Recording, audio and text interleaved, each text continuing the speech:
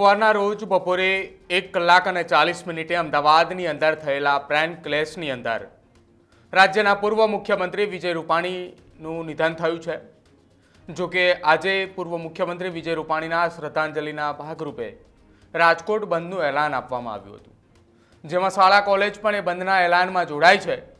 ત્યારે આજે વહેલી સવારથી જ શિક્ષણ કાર્ય પણ રાજકોટની અંદર બંધ જોવા મળ્યું હતું। જો કે સમગ્ર રાજકોટના વેપારીઓએ પણ આજે બંધ પાળ્યું છે। નમસ્કાર, આપ જોઈ રહ્યા છો ન્યૂઝરૂમ ને આપની સાથે હું છું પ્રદીપ। ગુરુવારના રોજ અમદાવાદ ખાતે પ્લેન દુર્ઘટનામાં પૂર્વ મુખ્યમંત્રી વિજય રૂપાણી સહિત કેટલાય લોકોના મોત નીપજ્યા છે, જેને લઈને રાજકોટના તમામ ધંધા રોજગાર અને શાળા તથા કોલેજે બંધ રાખવાનું વેપારીઓએ અને રાજકોટના નાગરિકોએ સ્વયંભૂ નિર્ણય લીધો છે, જેને લઈને આજે સવારથી જ તમામ બજારો બંધ જોવા મળી હતી।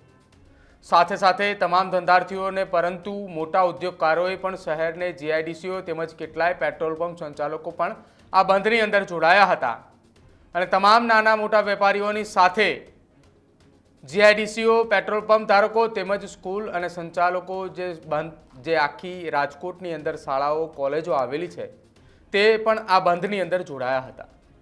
સામાન્ય રીતે વેપારીઓ એ બંધનું એલાન આપતા હોય છે, જ્યારે નાના મોટા એ વેપારીઓ જે છે, જે નાના ધંધાદારીઓ છે, તેઓ એ બંધ નથી રાખતા હોતા, પરંતુ આજે એ સમગ્ર રાજકોટની અંદર સોની બજાર પણ એ બંધ છે।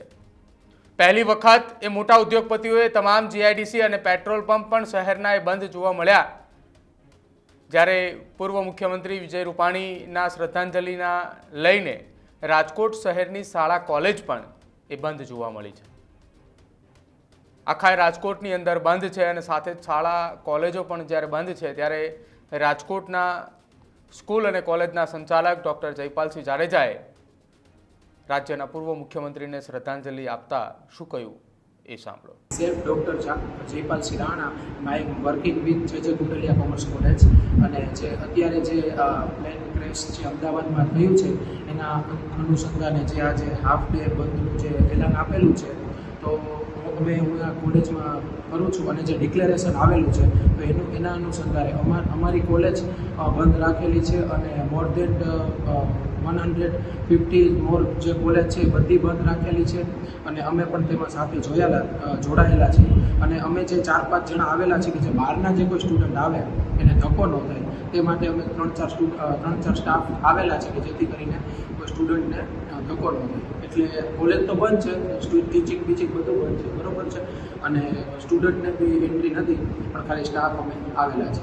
અને અમે એકાદ બંધના એલાનને આપ્યું છે અગ્રતા, એટલે અમે પેટ્રોલ પંપે આજની તારીખમાં બંધ રાખેલ છે। કેટલા વાગ્યા સુધી બંધ? અમારે સવારના 6 થી બપોરના 2 વાગ્યા સુધી અમારી આખી શિફ્ટ બંધ રહેશે। ખાસ તો વિજયભાઈ વિશે તમે શું કહેશો? રાજકોટને ઘણી બધી વિકાસની ભેટો તેમના જણાવવામાં? હા, એમને જે ખરેખર મળે છે એના કરતાં એમને વધારે આપેલું છે, જેવું કે એમ્સ છે, ઇન્ટરનેશનલ એરપોર્ટ છે, એ રાજકોટ માટે એમને જે બધું કરેલું છે એ બીજા કોઈ નેતા હોય તો આટલું ના કરી શકે, પણ એમને જે ખુદ કરેલું છે એના અનુસંધાને અમે આ શોક મનાવીએ છીએ અને સારા બેસિસ આપણે ગુમાવ્યા છે એનો બહુ ખૂબ અફસોસ છે। આજે રાજકોટની તમામ સ્કૂલ અને કોલેજે બંધ રાખવાનો નિર્ણય એ કરવામાં આવ્યો છે, જ્યારે પૂર્વ મુખ્યમંત્રી વિજયભાઈ રૂપાણીના એ રાજકોટની અંદર જ્યારે કોર્પોરેટર હતા અને મુખ્યમંત્રી બન્યા ત્યાંથી શહેર રાજકોટને કેટલી મોટી તેમને એ ભેટો આપી છે, જેમાં ખાસ કરીને એમ્સ હોસ્પિટલ, ઇન્ટરનેશનલ એરપોર્ટ સહિતની એવી વસ્તુઓ કે જે આજીવન એ રાજકોટના લોકોની અંદર એ સ્વર્ગસ્થ વિજયભાઈ રૂપાણીની યાદ હંમેશા રહે છે। ત્યારે આજે તેમને શ્રદ્ધાંજલિના રૂપે શહેરની તમામ એ સ્કૂલ અને કોલેજો તો બંધ છે, સાથે જ સમગ્ર રાજકોટ એ બંધ છે।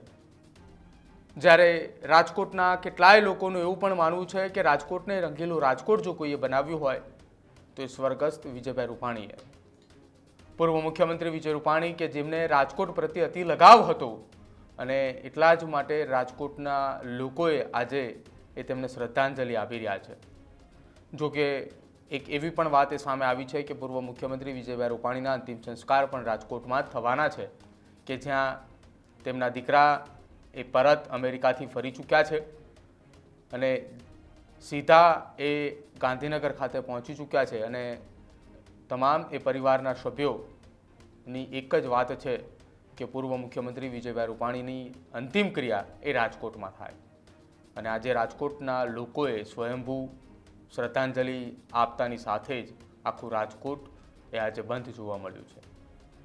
તમારું શું માનવું છે તે ખાસ અમારા કમેન્ટ સેક્શનની અંદર જરૂર જણાવજો. જોતા રહેજો ન્યૂઝરૂમ.